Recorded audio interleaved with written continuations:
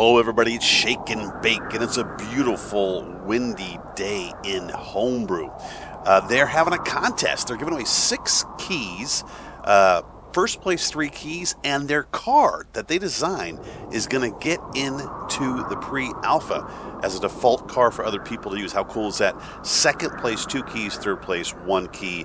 And here's the rules. Basically, you got to build a vehicle. I'm going to show you mine here in a second. Don't worry, it's coming. That's easy to control, easy to modify for beginners, which I think I might have failed at that. Model after a real-life design concept from the period of 1910 to 1940. You can use all the parts that are available, and there is a free beta you can play or demo, so you can use that to build something. And description of car's model concept is a must. You got to build your car and then submit a link to a video. And so, without further ado, here is Shake's vehicle, the SHAKESTER. All right, there she is, right there. SHAKESTER, kind of like Roadster, SHAKESTER. I thought I was being pretty creative there. I'm really happy how this thing turned out. I love this vehicle. And there's a lot going on under all of that stuff. There was a lot of major tweaking because you see how narrow the design is. The cars are easy to flip when they're this narrow. So let me tell you about it. I got the little inside cockpit here, little stick shift there. I tried to add some kind of pieces that look like mufflers, some tie rods, or whatever you call them, the steering rods down to the front. And what I did is here's what this is based on, is Harry Miller. And this guy was basically an American race car designer and most active in the 1920s and 30s. And basically they've called this guy the greatest creative figure in the history of American racing cars. Cars built by Miller won the Indianapolis 500 9 times. And other cars using his engines won 3 more times. Basically, Miller's accounted for 83% of the Indy 500 fields between 1923 and 1928. So I looked at images of his vehicles. That's what inspired me to build this one. And so basically, it said this is dedicated to, sounds like a pretty successful guy here, Harold Miller. So now let's see what this thing can do. Let's drive this sucker. And one thing I found out is there's a lot of give and take, especially a vehicle like this.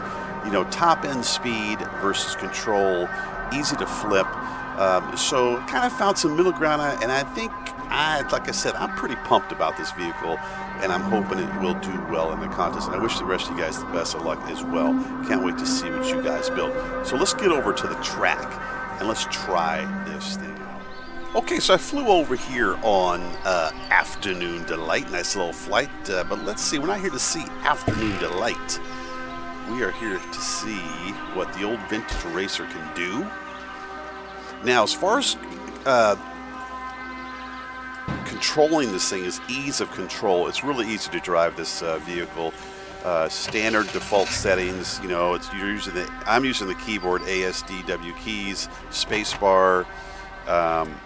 Will activate your brake lights. I like that little touch there. Those are my brake lights. But that's about it. Once you get in, it's just a matter of activating, you know, the throttle with your W key and getting it going. And I'm just steering again with A and D keys. I had to really play quite a bit with the settings on the tire grip for that reason right there. Because these kind of cars weren't built for like off-road driving. So let me get down the track, and what we'll do is I'm gonna shut up and basically turn some tunes on, and we're gonna drive this. Look at this thing, man. That thing is so damn sweet. But what's fun is I wanted it to be able, the back end, to get a little squirrely like that. Because I think it's more fun to drive when you get a little sideways, do a little like Tokyo drift. In this case, maybe Daytona 500 1920s drift. But it handles well. It gets up to about 208 kilometers. 207, right around there. So it gets pretty good speed. for a vintage vehicle. And as far as driving through these courses, I mean, it handles pretty darn well. Again, for a car that's shaped like this. And as you can see, I'm taking it right through 211 kilometers down that hill. And you know, you gotta watch it so you, as you start to slide, you don't grip in too much, because you will flip over. Use that handbrake. So right there, pretty nice turn by old Shaky in the Shakester. All right, let's get out here and now you see those icons above the track. Someone asked about those. Those you can stop and activate, and basically you can then race the course, challenge your friends, and which is a pretty cool feature. They're going to be adding more of that, I believe. But you see the car handles really well, and it took a lot of tweaking to get it to be able to do that without flipping over too much, but also having some power. And yeah, there we go. So that's the Shakester right there.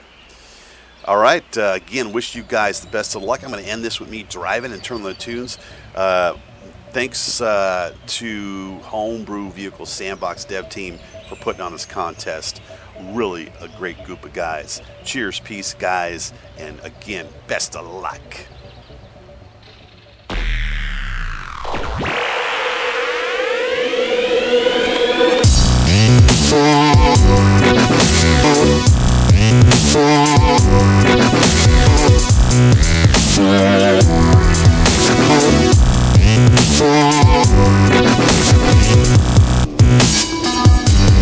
right back.